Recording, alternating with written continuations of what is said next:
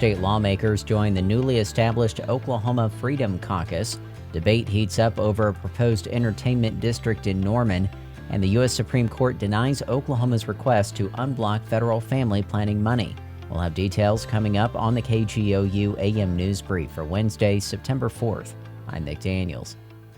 As more right-leaning Republicans make headway in the Oklahoma legislature, an undisclosed number of lawmakers have joined the newly established Oklahoma Freedom Caucus.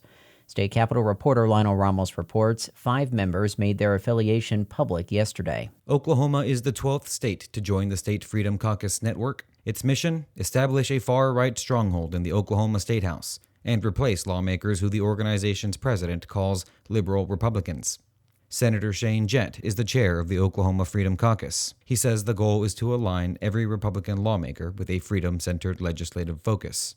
We're going to keep moving them to the right, so we'll get it right. And so people back home will send us back here with a new mandate to continue the good work we're doing because it reflects their values. Until that happens, though, not every Republican in the State House is in on the far-right takeover. Jett says most members will remain anonymous to avoid influencing upcoming committee assignments by leadership in each chamber. In Oklahoma City, I'm Lionel Ramos. Other lawmakers in attendance included Congressman Josh Burkeem, State Senators Dusty Devers, Nathan Dahm, and Dana Prieto, and Representative Jim Olson. Will the city of Norman approve a new OU basketball arena and entertainment district with hundreds of millions of taxpayer dollars on the line? Well, that was the subject of a public hearing before the Norman City Council Tuesday night. Our own Hannah France reports. The Rock Creek Entertainment District would include a new arena for OU athletics, restaurants, office space, and housing.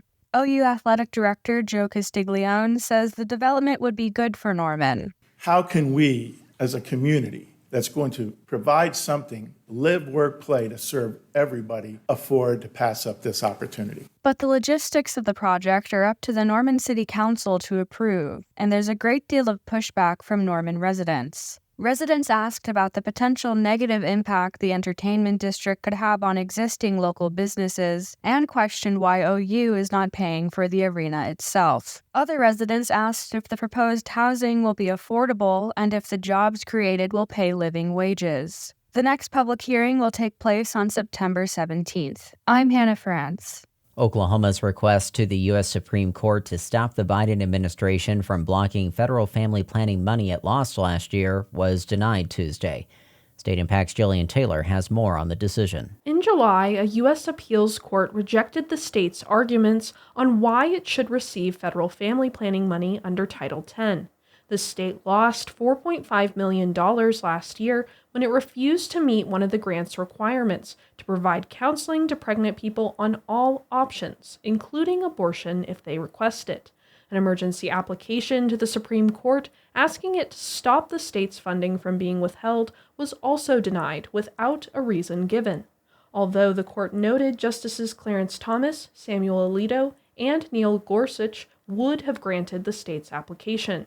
The Oklahoma Office of the Attorney General told State Impact while the denial is disappointing, Attorney General Gentner Drummond is pleased 3 justices were willing to step in, and the office will explore its options moving forward. For State Impact, I'm Jillian Taylor.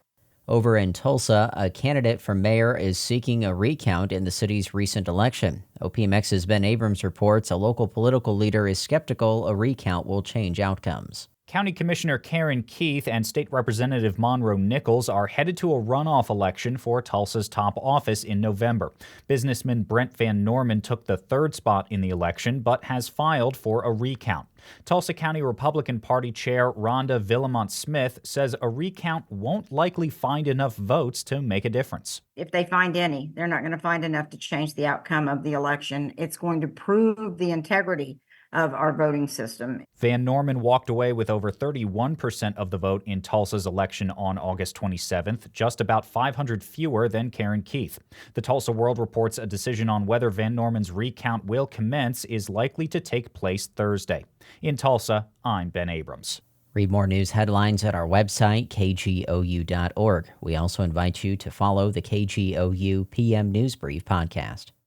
The candidates for November are set. I know Donald Trump's type. Between now and Election Day, we are not going back. A campaign season unfolding faster. Kamala Harris is not getting a promotion Than any in recent history. Make America great again.